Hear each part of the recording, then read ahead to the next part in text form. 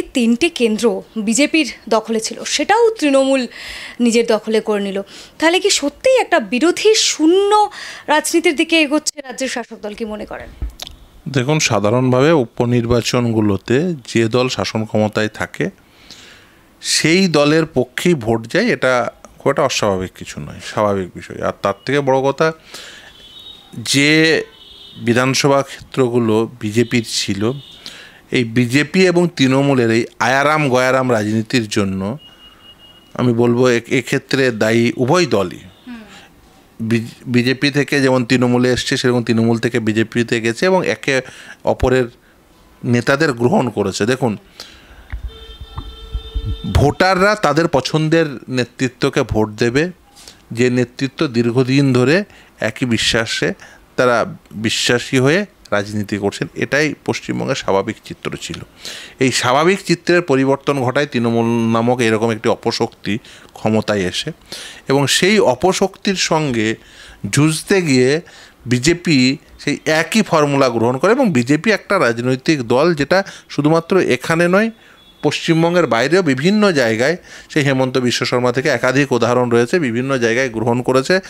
Even যার বিরুদ্ধে অভিযোগ উঠেছে তাকেই গ্রহণ করে, মানে অন্য দলে যখন ছিল তার বিরুদ্ধে শত শত কথা বলা, তার বিরুদ্ধে একাধিক দুর্নীতির অভিযোগ থাকা ব্যক্তিদের তারা গ্রহণ করেছে এবং তারা তাকে নিয়েই ক্ষমতায় টিকে থাকার জন্য রাজনীতি করেছে। ফলে এই বিজেপির এই রাজনীতি, আজকে হয়তো বিজেপি কিছুটা বিভিন্ন জায়গায় ক্ষমতায় রয়েছে, কিন্তু মানুষ আস্তে আস্তে বুঝতে পারছেন যে বিজেপি এইভাবে বিজেপি নামক রাজনৈতিক শক্তিকে বেশি দিন রাখা মানে বেসিক্যালি রাজনীতির যে বেসিক বিষয়গুলো, সেই বেসিক বিষয়গুলো থেকে দূরে সরে যাওয়া। সেই জন্য মানুষ এদেরকে প্রত্যাখ্যান করছেন। একটা হচ্ছে, প্রথম কারণ হচ্ছে উপনির্বাচনে স্বাভাবিকভাবেই সাধারণভাবে শাসক দলের পক্ষে যায়। দ্বিতীয় কারণটা হচ্ছে এই সমস্ত প্রার্থীদের, এই সমস্ত রাজনৈতিক দলগুলোকে যারা ন্যূনতম মূল্যবোধ, রাজনৈতিক মূল্যবোধ থাকে না যাদের, তাদেরকে মানুষ চাইছেন ক্ষমতা থেকে দূরে রাখতে। তাই দেখুন বিজেপির কেন্দ্রগুলো তৃণমূল পেয়েছে। তার মানে এটা ভাববেন না এগুলো সব তৃণমূলের পক্ষের ভোট। আপনি হয়তো প্রশ্ন করতে পারেন, তাহলে তো আরও তৃতীয় শক্তি ছিল, তাদেরকে কেন ভোট দিচ্ছে না? এখানেই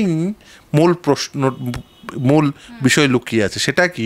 সেটা হলো যে আমি বলছি, মানে এটা বলতে বাধ্য হব যে সেক্ষেত্রে মানুষ তাদের প্রতি কনফিডেন্স পাচ্ছে না, বিশ্বাস পাচ্ছেন না। কি বিশ্বাস পাচ্ছেন না? যে এদেরকে ভোট দিয়ে তারা জিততে পারেন, এই বিশ্বাসটা মানুষ পাচ্ছে না। এই যে তৃতীয় শক্তি, যেটা বলতে পারেন বাম, কংগ্রেস বা অন্যান্য যে শক্তি, এই তৃতীয় শক্তিকে মানুষকে সেই কনফিডেন্স দিতে হবে। এবং সেই ক্ষেত্রে এই যে কনফিডেন্স দেওয়ার প্রশ্নে বারবার মানুষের কাছে যেতে হবে এবং রাস্তায় যেতে হবে। আমি এই প্রসঙ্গেই আসছিলাম যে তাহলে আরও একবার প্রমাণ হয়ে গেল এই রাজ্যে বিজেপিকে আটকাতে পারে তৃণমূলই।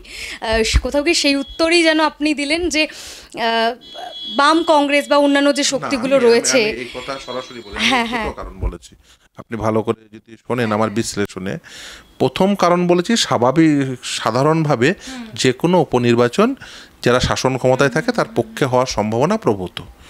দ্বিতীয় কথা বলেছি যে বিজেপি গোটা দেশব্যাপী এই গত লোকসভা নির্বাচনে যেভাবে তারা প্রচার চালিয়েছিল, ইসবার 400 পার, মেজর ক্রিমিনাল লগুলো পরিবর্তন করে প্রতিস্থাপিত করে নতুন আইন আনা, ফলে এবং সেক্ষেত্রে মানুষ গন্ধ পাচ্ছিল হয়তোবা সংবিধানটাও পরিবর্তিত হয়ে যেতে পারে। এই যে সামগ্রিক বিষয়, মানে দেশ বাঁচানোর লড়াইয়ে থাকার জন্য মানুষ কিন্তু বিজেপির বিরুদ্ধে ভোট দিল। সেই লোকসভার নির্বাচনের বিষয়টা আলাদা ছিল না ছিল, কিন্তু সেই রেসটা এখনো কাটেনি, প্রথম।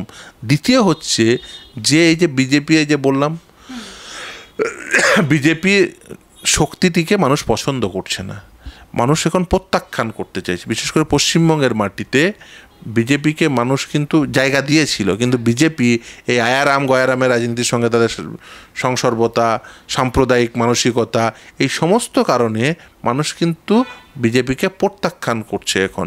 এই মানে সামগ্রিক দেশের সাপেক্ষে বিজেপির অবস্থান, বিজেপির চরিত্র, বিজেপির সাম্প্রদায়িক চরিত্র, এই সমস্ত রাজনৈতিকভাবে। অন্যদিকে তৃতীয় কোনো শক্তিকেও ভরসা করতে পারছে না মানুষে। আমি এ কথা মানে আমাকে বলতেই হবে, কারণ হচ্ছে আমি যতই আমি কোনো একটি পক্ষের থাকি বা কোনো একটা মানসিকতায় থাকে, অবভিয়াসলি এই নিয়ে কোনো ডাউট নেই যে মানুষ তাদের উপর কনফিডেন্স পাচ্ছেন না, এটা অ্যাডমিট করতে হবে। যদি আপনার সমস্যাটা কি এটা যদি অ্যাডমিট না করেন, তাহলে কিন্তু তার সমাধান খোঁজা কখনোই সম্ভব না। এখন যেটা সমস্যা সেটা হচ্ছে মানুষ বিশ্বাস করছেন না। আপনি বলছেন কিন্তু মানুষ সেটা বিশ্বাস করছেন না। এই বিশ্বাস দেওয়ানোটা প্রতিদিন এই মানুষকে, এই মানুষের সঙ্গে থেকে বিশ্বাস দিতে হবে। তার জন্য মানুষের কাছে যেতে হবে প্রথম। দ্বিতীয় হচ্ছে মানুষের সঙ্গে থাকতে হবে, এবং সেই সঙ্গে থাকার জন্য কোনো প্রকার চতুরতার আশ্রয় দিলে হবে না। আমি একটা হলো সঙ্গে আছি বলে একটা ফেসবুক ইউটিউবে একটা ভিডিও ছেড়ে দিলাম, তাতে মানুষের সঙ্গে থাকা বোঝাবে না। মানুষের সঙ্গে প্রকৃতভাবেই থাকতে হবে, মানে মানুষের সুখ দুঃখে সে সমস্যা রাত্রিবেলায় তার সমস্যা হচ্ছে হাসপাতালে নিয়ে যেতে হবে, সে সময় হাসপাতালে নিয়ে যাওয়ার জন্য সে যাতে একটা ফোন কলে সেই পাড়ার কর্মীটিকে পান। তাকে পুলিশ অত্যাচার করছে, সেই সমস্যার সঙ্গে যেন পাড়ার ওই কর্মীটিকে পান, সে তার সমস্ত ব্যবস্থাপনা করছে। এই যে মানুষের দৈনন্দিন সমস্যার সঙ্গে থাকতে হবে, তার এটা তো গেল একটা সামগ্রিকভাবে, মানে ধরুন মানুষের সঙ্গে ব্যক্তি সম্পর্ক। এর বাইরে একটা সামগ্রিক সামাজিক প্রেক্ষাপটে, রাজনৈতিক প্রেক্ষাপটে, যে রাজনৈতিক সামাজিক তার কর্মসংস্থানগত যে পরিবর্তন প্রতিদিন হচ্ছে, তার সাপেক্ষেও আপনাকে প্রতিদিন যে আন্দোলন তৈরি, প্রকৃত আন্দোলন তৈরি করা, সেই আন্দোলন তৈরি করে মানুষের যে রুটি রুজির দাবিকে আরও বেশি সমাজের চোখে, মানুষের চোখে ক্যানভাস করাতে হবে, এবং সেটা রাস্তায় দাঁড়িয়েই করতে হবে। সেই প্রশ্নেও আমার মনে হয়েছে কিছু কিছু ক্ষেত্রে হয়তোবা আপনি বলতে পারেন ল্যাকোনা থেকে যাচ্ছে। মানুষ সেটা অনেকেই, মানে ইভেন আমাকে ব্যক্তিগতভাবে এসেও অনেকে বলে যে সবই তো হলো, কিন্তু এটা নিয়ে আমরা কিছু পেলাম না। আপনাকে আমি মানে খুব ওপেনলি বলি, যেমন ধরুন এই যে এই রাজ্যে দুর্নীতির প্রশ্নে এত কিছু হয়েছে, কিন্তু অ্যাজ সাচ এটা প্রকৃতভাবে, হ্যাঁ আন্দোলন হয়নি তা বলছি না, রাস্তায় নামেনি তা বলছি না, কিন্তু যে আন্দোলন তৈরি হওয়ার কথা ছিল সেই আন্দোলন তো তৈরি হলো না। আপনি যদি উল্টোভাবে ভাবেন, অনেকেই এ কথা বলে যে উল্টোভাবে ভাবুন, তাহলে কি হতে পারত, এটা কিন্তু অস্বীকার করা যায় না।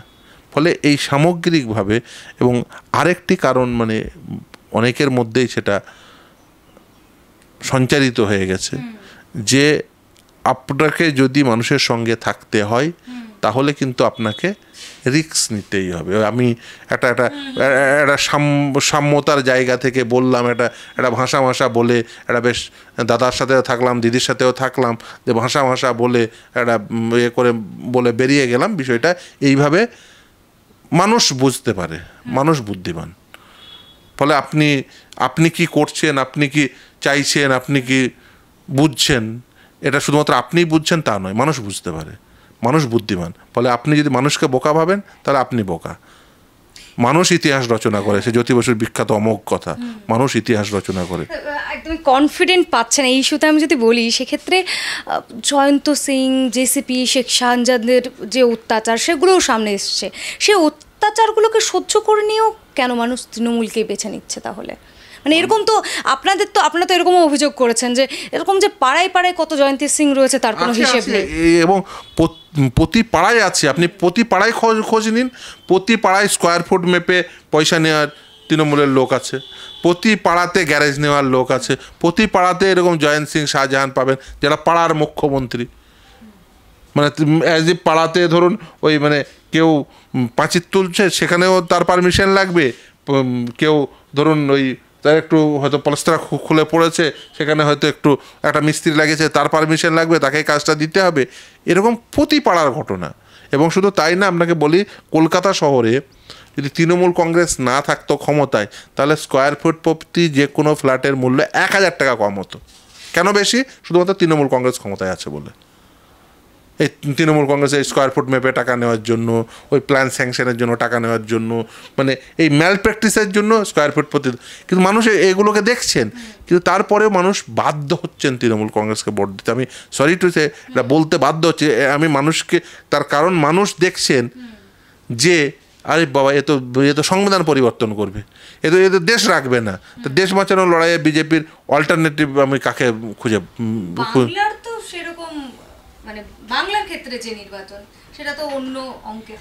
হ্যাঁ, দেখুন আজকে উপনির্বাচনের সাপেক্ষে যদি আপনি বলেন তাহলে বলবো এই লোকসভার রেস না কাটা নাম্বার 1, নাম্বার 2 হচ্ছে বিজেপিকে মানে এই বাংলার মানুষ শিক্ষা দিতে চাইছে। কারণ বিজেপি বাংলায় পশ্চিমবঙ্গে যেভাবে তৃণমূলের আয়ারাম গয়ারামের রাজনীতিকে প্রমোট করেছেন, শুধু তাই না, বিজেপি এই পশ্চিমবঙ্গে ফেল করেছেন, লিটারালি ফেল করেছেন। এবং আপনি শুধু যদি ফেল হয় সেখানে বাম কংগ্রেস জোটও তো ফেল না। দেখুন বাম কংগ্রেস জোটের ক্ষেত্রে আমি তো বলছি না যে এটা ভোটের অঙ্কই বলছে, কিন্তু আমি বিজেপি কেন্দ্রে ক্ষমতায় রয়েছে, তাদের যথেষ্ট সুযোগ রয়েছে, এ সত্ত্বেও তারা ফেল করছে। দেখুন আপনি বিজেপিকে যেভাবে এই রাজ্যে তারা কেন্দ্র থেকে যেভাবে সাহায্য সহযোগিতা পায়, বামেদের এই মুহূর্তে এটা প্রকৃত বিশ্লেষণ, হয়তো অনেকের পছন্দ নাও হতে পারে, বামেদের এই মুহূর্তে কোনো প্রকার প্রশাসনিক সাহায্য পাওয়ার কোনো প্রকার সুযোগ নেই, না কেন্দ্রে আছে না রাজ্যে আছে ক্ষমতায়, ইভেন পঞ্চায়েতও হয়তো নেই। এই অবস্থায় দাঁড়িয়ে একটা প্রতিকূল পরিবেশে দাঁড়িয়ে আজকে বামেদের লড়তে হচ্ছে। তারপরেও ব্রিগেড ভরিয়ে দিচ্ছে বামেরা, মিটিংয়ে মিছিলে ভিড়, কিন্তু ভোট বাক্সে কেন ভোট নেই? প্রশ্নটা তো উঠবেই যে মিটিং মিছিল করবে বামেরা আর ভোট পাবে তৃণমূল, মানে যারা সাধারণ কর্মী বাম কর্মী তাদেরও তো একটা অভিমানের জায়গা তৈরি হয় নাকি? এই যে বললাম, দেখুন মিটিং মিছিলে আপনি ব্রিগেডে ভিড় দেখছেন, এর কারণ আছে। তার কারণ হচ্ছে দেখুন ওই শুধুমাত্র সে ধরুন যার বাড়ি ধরুন উত্তর দিনাজপুর, মালদা, মুর্শিদাবাদ, সে হয়তো পাড়ায় জোরের সাথে সিপিএম করছি এটা না বলতে পারলে সে ব্রিগেডে এসে হয়তো ভিড় জমাচ্ছে, সে হয়তো নিজেও ব্যক্তিগতভাবে ভোট দেয়, ব্রিগেডে আর কত লোক আসতে পারে, ব্যক্তিগতভাবে ভোট দেয় এবং সেটা দেয় অনেক, বামেরা পায়ও। কিন্তু সে যে পাড়ায় গিয়ে আমি সিপিএম করি, তুমি অসুবিধা হলে আমি একজন সিপিএম কর্মী আমাকে বলবে, এটা বলার মতো হয়তো সাহসটা পাচ্ছে না। এই সাহস দেওয়ার ক্ষেত্রে কিন্তু আমি মনে করি শুধুমাত্র সেই কর্মীর দায় আছে আমি বলে আমি মনে করি না, এই সাহস দেওয়ার প্রশ্নে আমি মনে করি অনেকের দায় আছে, সেই দায়গুলো নিয়ে তাদের সঙ্গে থাকতে হবে। সিপিএম যে একসাথে বাঁচার কথা যেটা বলে, কোথাও কি তাহলে একলা চলর নীতি হয়ে যাচ্ছে? ওই যে বিষয়টা বললেন যে পাড়ায় সাহস করে বলতে পারছে না যে আমি আছি, আমি তোমাদের সঙ্গে আছি, কোথাও কি আমি একা সিপিএমটা করি, আমি গিয়ে ভোটটা দিয়ে দেবো, মানে ওই একলা চলর নীতি হয়ে যাচ্ছে? না দেখুন, আমি ওইভাবেও দেখি না যে সব পাড়ায় এটা ঘটছে এরকম ভাবার কোনো কারণ নেই। আমি একটা কারণ বলবো, হয়তো কিছু জনের জন্য এটা ঘটছে, কিন্তু সকলের জন্য এটা ঘটছে এরকম বিষয়টা একেবারেই নয়। দেখুন আপনি যদি সিপিএমের কথাই বলেন, সিপিএম কিন্তু এবারের ভোটের এই ইলেকশনের পরে, লোকসভা ইলেকশনের পরে তারা কিন্তু তাদের এই কেন এই ফলাফল হলো তার বিশ্লেষণের জন্য 3টে লেয়ার করেছে। সেখানে যে কেউ ওপিনিয়ন দিতে পারে, আমি আমার মতো করে দিতে পারি, আরেকজনের মতো করে দিতে পারে, কেউ মনে করতে পারে এই কারণে এ হলো, কেউ মনে করতে পারে অন্য কারণে, আলটিমেট সেটা নিয়ে পার্টির অভ্যন্তরে আলাপ আলোচনা হবে। কিন্তু আলটিমেট আপনাকে এটা জানতে হবে যে আপনি যখন গণতন্ত্রকে মেনে নিয়েছেন, যেখানে আপনি ভোটের রাজনীতিতে অংশগ্রহণ করছেন, সেখানে আপনাকে আলটিমেট ভোটে জিতলেন নাকি হারলেন, সেদিন এই কোর্টের অভ্যন্তরে একজন সাংসদ তিনি বলছিলেন যে তার সঙ্গে কথা হচ্ছিল, তিনি একটু বেশ পিঞ্চ করেই বলছিলেন, তো শেষে বললেন যে তোরা তো শূন্য। হ্যাঁ, বললাম হ্যাঁ, এটা একসময় তৃণমূল কংগ্রেসও একা ছিল, মানে মমতা বন্দ্যোপাধ্যায় একা এমপি ছিল। তো তিনি একটা কথা বলেন যে সেই সময়ও তো আমি বললাম যে কিছু জায়গায় ভোট বেড়েছে, এই জায়গায় ভোট বেড়েছে, আমরা শূন্য হলেও আগাচ্ছি। তো তখন তিনি বললেন যে আগে যখন তৃণমূল কংগ্রেসের নেত্রী একা জিততেন তখনও কিছুজন বলতো যে আমরা এখানে আগাচ্ছি ওখানে আগাচ্ছি, তখন আমি বলতাম জো জিতা ওই সিকান্দার। হ্যাঁ, তো এই যে গণতন্ত্রে জো জিতা ওই সিকান্দার, এই যে ফর্মুলা, এটাকে আপনি চান না চান, স্বীকার করতে চান না চান, মানুষ কিন্তু সার্বজনীনভাবে সেটাকে গ্রহণ করছে, পাল্টাতে। ফলে জো জিতা ওই সিকান্দার, সে কীভাবে জিতলো সেটা ইমেটেরিয়াল। এইখানেই বামেরা কিছুটা, মানে আপনি বলতে পারেন কিছুটা হয়তোবা তাদের মানে পিছিয়ে আছে বেশ কয়েকটি কারণে। যেমন ধরুন আজকের যে ভোট রাজনীতি, সেই ভোট রাজনীতিতে যে পরিমাণ অর্থ তার যে সমাগম ঘটেছে সে বিভিন্নভাবে, যেমন সেটা ইলেকট্রাল বন্ড হতে পারে, সেটা অন্য কোনো দুর্নীতির পয়সা হতে পারে, তার যে অর্থ সমাগম, এই অর্থ সমাগমের প্রশ্নে বামেরা অনেকটা পিছিয়ে। তার কারণ বামেরা ইলেকট্রাল বন্ড নেয় না, দুর্নীতির পয়সা নেওয়ার প্রশ্নই নেই, কোনো রাজনৈতিক দলের নেওয়া উচিত নয়। কিন্তু আপনি যদি বর্তমানে রাজনৈতিক দলগুলোকে দেখেন, কেউ টেটে দুর্নীতি করছে, এসএসসিতে দুর্নীতি করছে, সে টাকা হয়তো খাটিয়ে নিচ্ছে, বিধানসভা ভোট চেয়ে আপার প্রাইমারিতে দুর্নীতি করে নেয়, ঠিক আছে, লোকসভা ভোট চেয়ে আর দুটো পরীক্ষায় দুর্নীতি করে নেয়, কয়েকশো কোটি টাকা তুলে নেয়, ওখান থেকে কিছু দিয়ে দেবো, ইলেকট্রাল বন্ডের মাধ্যমে তুলে নেয়, এই যে অমুক মালিককে ডাক, ও বিদ্যুৎ সাপ্লাই করে ওকে 400 কোটি টাকা দিতে বল। এটা বামেদের করে হয় না। ফলে একটা হচ্ছে অর্থের দিক থেকে বামেরা বেশ কিছুটা পিছিয়ে। দ্বিতীয় হচ্ছে যে প্রশাসনিকভাবে এখন না কেন্দ্রে আছে না রাজ্যে আছে, ফলে প্রশাসনিক সাহায্য সহযোগিতা পাওয়া সেই প্রশ্নেও কিছুটা পিছিয়ে। এই সমস্ত প্রতিকূলতাকে কাটিয়ে এগিয়ে যাওয়া, এই প্রশ্নে কিন্তু নিশ্চিতভাবে নতুন কোনো পথ অবলম্বন করতে হবে। এই যে বাম কংগ্রেস জোট নিয়ে অনেক বিতর্ক হয়েছে সাম্প্রতিককালে, আমরা দেখেছি বিশেষ করে লোকসভা নির্বাচনের ফলাফল বেরোনোর পর। কি মনে হচ্ছে বাম কংগ্রেস জোট যে ফেল্ড, এটা তো সবাই বলছেই, কিন্তু বাম কংগ্রেস তাছাড়াও আগে আইএসএফের সঙ্গেও দেখেছি বামেদের এবং মূলত সিপিআইএমের কি পরম নির্ভরশীলতা মানে বাড়ছে? তারা কি একা লড়াই করলে ভালো লড়াই করবে, কি মনে হয়? না দেখুন, একা বা একসঙ্গে চলা, দেখুন একসময় তো কংগ্রেসের বিরোধিতা করেছে, সেই জন্য কি মানুষ মেনে নিচ্ছে না সেই বিরোধিতার জায়গা আবার একসঙ্গে? না দেখুন, রাজনীতি হচ্ছে একটা ডাইনামিক বিষয়, রাজনীতি সেই সময়ের প্রেক্ষিতে দাঁড়িয়ে হয়। আজকের প্রেক্ষিত আর যে সময় কংগ্রেসের সঙ্গে সিপিএমের বিরোধিতা ছিল সেই সময়ের প্রেক্ষিত এক ছিল না। আজকে দেশ ধর্মনিরপেক্ষ থাকবে কি থাকবে না, সংবিধান বাঁচবে কি বাঁচবে না, এই প্রশ্নগুলো দেশের সামনে, মানুষের সামনে বড় হয়ে দাঁড়িয়েছে। সেই প্রশ্নে বাম কংগ্রেস বা অন্যান্য ধর্মনিরপেক্ষ দলগুলো একসঙ্গে হাতে হাত রেখে লড়বে, এটা স্বাভাবিক, এটা হওয়া উচিত। আজকের প্রেক্ষিতে দাঁড়িয়ে আপনাকে এই বিশ্লেষণ করতে হবে যে এটাকে আপনাকে পরনির্ভরশীলতা হিসেবে দেখলে সেটা কিন্তু সঠিক হবে বলে আমি মনে করি না।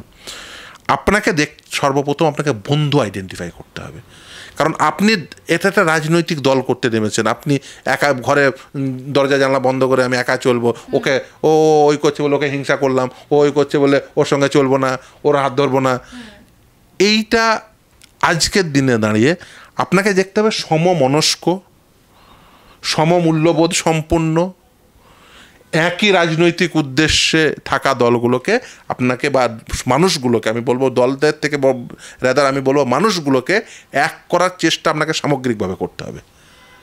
সেটা সবসময় যে কাঠামোগতভাবে হবে নাও হতে পারে, প্রয়োজন হলে কাঠামোর বাইরে গিয়ে করতে হবে, সেটা করতে হবে। সেটা যে শুধুমাত্র এই বাম কংগ্রেসের জোট এইভাবে দেখলে বা ISF, RSP, BJP, RSP, CPI এই জোট হিসেবে দেখলে শুধুমাত্র হবে না, এর বাইরে গিয়েও যদি কোনো কাঠামো ভাবা যায় সেই কাঠামোকেও ভাবতে হবে। এই রাজ্যে, এই দেশে এক ধর্মনিরপেক্ষ দেশ রাখার জন্য, সংবিধানকে বাঁচিয়ে রাখার জন্য, গণতন্ত্রকে বাঁচিয়ে রাখার জন্য যে সমস্ত হাতের প্রয়োজন সেই সমস্ত হাতকে একসঙ্গে করতে হবে। তাহলে সেক্ষেত্রেও তো তৃণমূলকেও তো কেন সঙ্গে নিল না? ইন্ডিয়া ব্লকে তৃণমূল সঙ্গে থাকলো, বাংলার ক্ষেত্রে কেন সেই তার বিরুদ্ধেই কেন লড়াই? দেখুন, আমি মনে করি একই সঙ্গে তারাও তো বিজেপির বিরুদ্ধেই লড়াইয়ের ডাক দিয়েছিল। আমি তৃণমূল কংগ্রেসকে একেবারেই বিজেপি বিরোধী রাজনৈতিক দল বলে মনেই করি না। এবং এই রাজ্যে লড়াইটা সেই জন্য আরও একটু কঠিন হয়ে গেছে। তার কারণ তৃণমূল কংগ্রেস সামনে দেখায় আমি বিজেপি বিরোধী, কিন্তু ওর কাজকর্ম সব বিজেপির সঙ্গে। এই যে একটা ক্যামোফ্লেজ তৈরি করেছে, এটা একটা আচ্ছাদন তৈরি করেছে, এই আচ্ছাদনটাকে মানুষের সামনে, এই আচ্ছাদনটাকে তুলে দেখিয়ে দিতে হবে যে দেখো এরা একসঙ্গেই, আসলে এরা তো একসঙ্গেই। দেখুন, কেজরিওয়াল গ্রেপ্তার হয়, মমতা বন্দ্যোপাধ্যায় গ্রেপ্তার হয় না। মমতা বন্দ্যোপাধ্যায়ের বিরুদ্ধে আমি বলছি, আমি আপনাকে ক্যামেরার সামনে বলছি, কেজরিওয়ালের যা প্রমাণ তার থেকে অনেক বেশি প্রমাণ আছে, তারপরে মমতা বন্দ্যোপাধ্যায় কেন গ্রেপ্তার হয় না? একটাই কারণ, সেটিং। মমতা ব্যানার্জি অর্থাৎ চাইলেই কেন্দ্র সরকার মমতা ব্যানার্জির বিরুদ্ধে মানে গ্রেপ্তারি পরোয়ানা করতে পারে, তদন্তকারী সংস্থাগুলো তো পারেই, দৃঢ়ভাবে বিশ্বাস করি আমি। এবং অনেক দিন থেকে বলে আসছি যে মমতা বন্দ্যোপাধ্যায় জেলে, কিন্তু ও তাই বলে যে এই বিজেপির সঙ্গে চলে ও যে বাঁচাতে পারবে, নিজেকে বাঁচতে পারবে, ভাবা হবে না। ও আমরা জানি যে কোর্টে কীভাবে কী করতে হবে, সময় লাগবে কিন্তু হবে। তদন্ত তদন্তকারী সংস্থাগুলোকে যে বিজেপি পরিচালিত, এই ইঙ্গিত পেলাম আমি আপনার কথায়। মানে মমতা ব্যানার্জি সেটিং এর জন্য তিনি গ্রেপ্তার হচ্ছে না, আবার বললেন তদন্তকারী সংস্থা চাইলেই পারে কিন্তু করছে না। কেন করছে না তাহলে প্রমাণ থাকা সত্ত্বেও? একেবারেই যে আমি কোনো তদন্তকারী সংস্থা একেবারে ধোয়া তুলসী পাতা, কেউ কোনো কিছু শোনে না, কোনো রাজনৈতিক হস্তক্ষেপ নেই, মিথ্যা কথা বলা হবে। আমি ওই ভাবের ঘরে চুরি করার জন্য একেবারেই প্রস্তুত। আমি বলছি যে এই যে ধরুন নারদা সারদার তদন্ত সিবিআই করছে, সরাসরি বলি, অনেক প্রমাণ থাকা সত্ত্বেও গ্রেপ্তার হচ্ছে না, অনেক প্রমাণ থাকা সত্ত্বেও ইপসিত এবং সেখানে দেখুন ইপসিত তদন্ত হচ্ছে না। সেই জন্যই তো আমরা এই করাপশনের মামলাগুলোতে, বিশেষ করে চাকরি দুর্নীতির ক্ষেত্রে আমরা কোর্ট মনিটর চেয়েছি, যাতে অন্ততপক্ষে দেখুন তদন্তটা তো আর বিচারপতি বা কোনো আইনজীবী করে দিয়ে আসবে না, তদন্ত করবে তদন্তকারী সংস্থায়।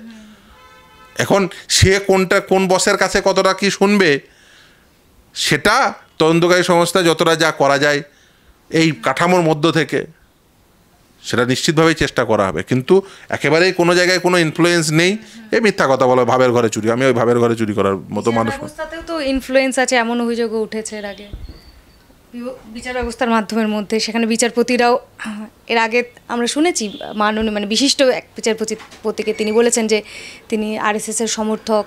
না, সেটা বলাটা আলাদা কথা। দেখুন কেউ কারো সমর্থক হলো বা কেউ, আপনাকে আমি কথা বলে দিতে পারি, দেখুন তাতে যে তার বিচার প্রক্রিয়া ইনফ্লুয়েন্সড হয় এ কথা আমি মনে করি না।